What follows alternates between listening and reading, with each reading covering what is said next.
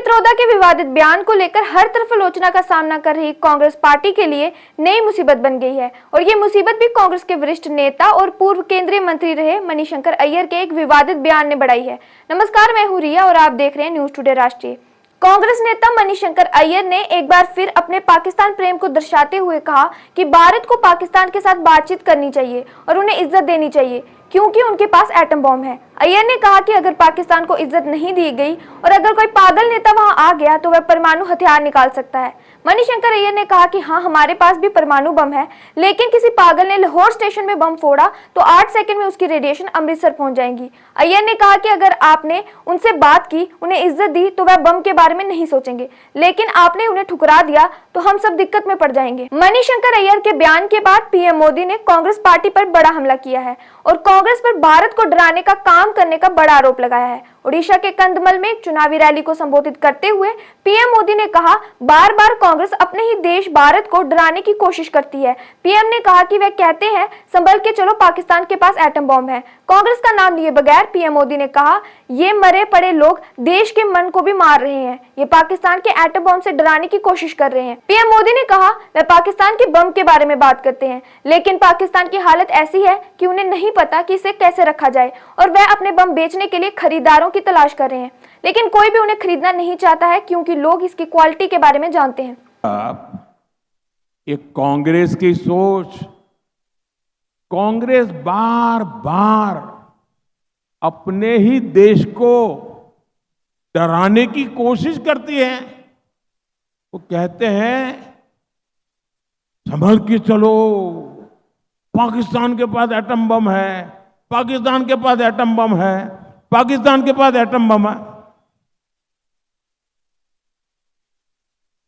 ये मरे पड़े लोग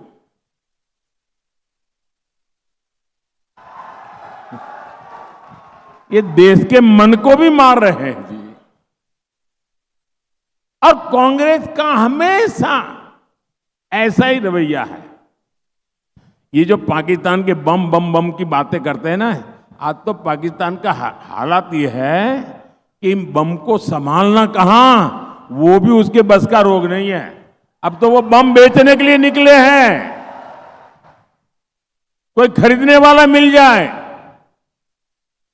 और लोगों को मालूम है क्वालिटी में दम नहीं है, वो माल भी बिकता नहीं है।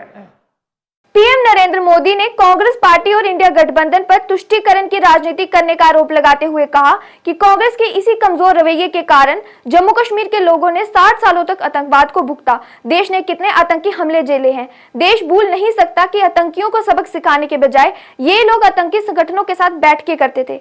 पीएम मोदी ने कहा, 26/11 के मुंबई हमले के बाद इन लोगों की हिम्मत नहीं पड़ी कि आतंक के सरपरस्तों पर कार्रवाई करें, क्योंकि कांग्रेस और इंडिया गठबंधन को लगता था कि अगर हम कार्रवाई करेंगे तो हमारा वोट बैंक नाराज हो जाएगा। भाइयों बहनों, कांग्रेस के इसी कमजोर रवैये के कारण जम्मू कश्मीर के लोगों ने 60 साल तक आतंक भुगता है। देश ने कितने ही आतंकी हमले झेले हैं। देश भूल नहीं सकता कि आतंकियों को सबक सिखाने के बजाय ये लोग आतंकी संगठनों के साथ बैठकें करते थे। 26/11 के मुंबई के भयंकर आतंकी हमले के बाद इन लोगों की हिम्मत नहीं पड़ी कि आतंक के सरपरस्तों को पर उन पर कार्रवाई करें। और क्यों? क्योंकि कांग्रेस को, इंडी गठबंधन को लगता था कि अगर हम कार्रवाई करेंगे तो हमारा वोट बैंक नाराज हो जाएगा। मैं आज कांग्रेस को 2 टूक कहूंगा। भारत का मुसलमान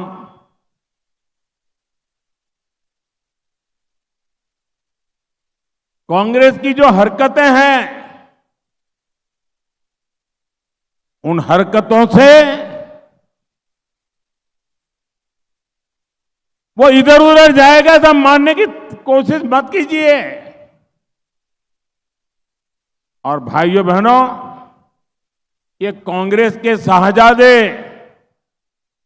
आए दिन बयानबाजी ठोक रहे हैं। कांग्रेस पार्टी को भाजपा से मुकाबला करने की जगह अपने नेताओं की बयानबाजी पर रोक लगाने की जरूरत है, क्योंकि कांग्रेस को भाजपा से ज्यादा नुकसान सैम पित्रोदा और मणिशंकर अय्यर जैसे उनके नेता अपने बयानों से पहुंचा रहे हैं।